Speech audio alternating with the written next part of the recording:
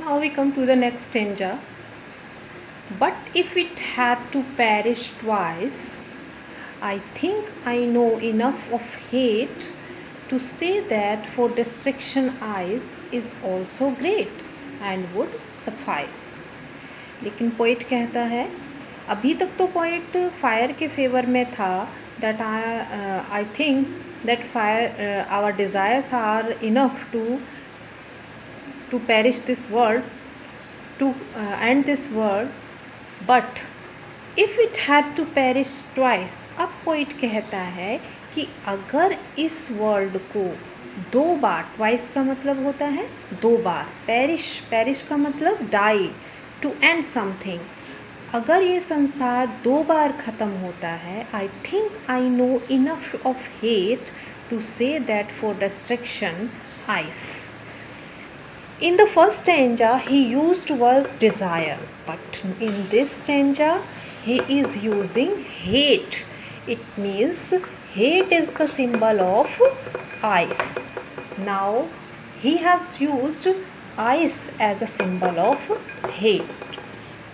The poet says that our hatred in our hearts, हमारे मन में, हमारे हृदय में जो हेट्रेड है, जो घृणा है दूसरों के प्रति, वो भी इस संसार को ख़त्म करने में सक्षम है. उससे भी ये संसार इजीली ख़त्म हो सकता है. Is also great and would suffice.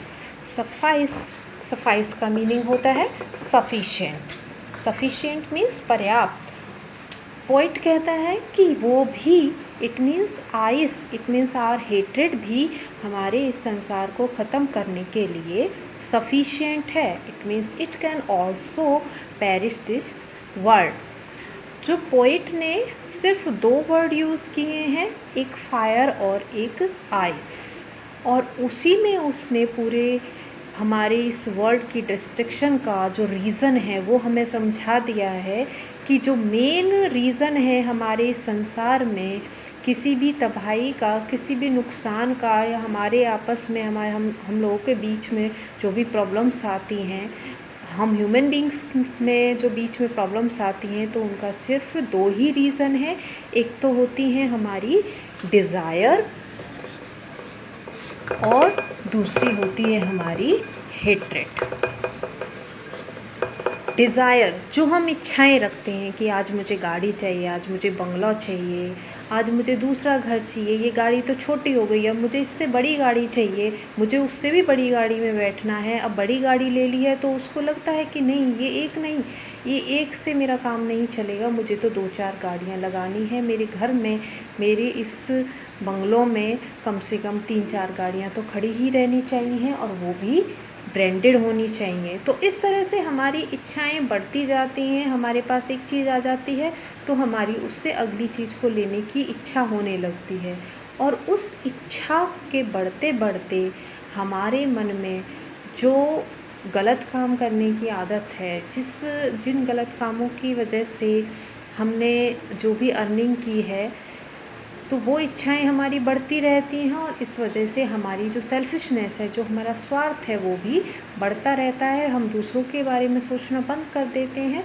और पूरा फोकस हमारा हो जाता है हमारी डिज़ायर्स को पूरा करने में.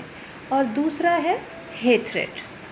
चुपचाप आइस की तरह शांत रहकर, जिस तरह से आइस बिल्कुल ठंडी रहती है, यहाँ पर आइस उसने इसीलिए यूज़ किया है कि आइस होती है ठंडी, तो जो हमारी घृणा है वो भी किसी को दिखाई नहीं देती. घृणा हमारी किसी को दिखाई नहीं देती,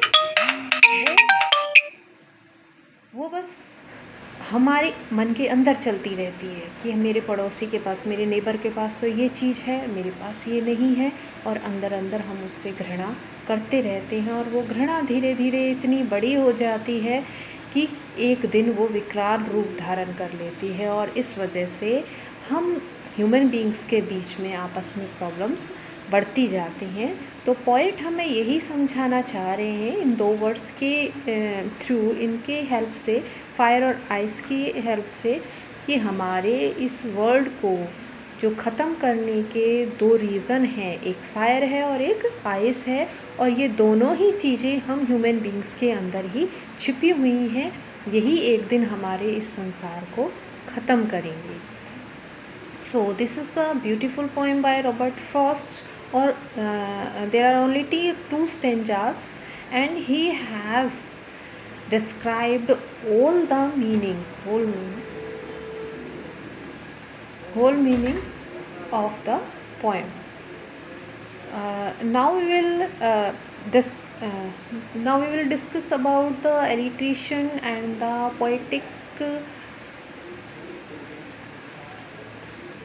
poetic symbols that are used in the poem, and we will discuss about these in the next video.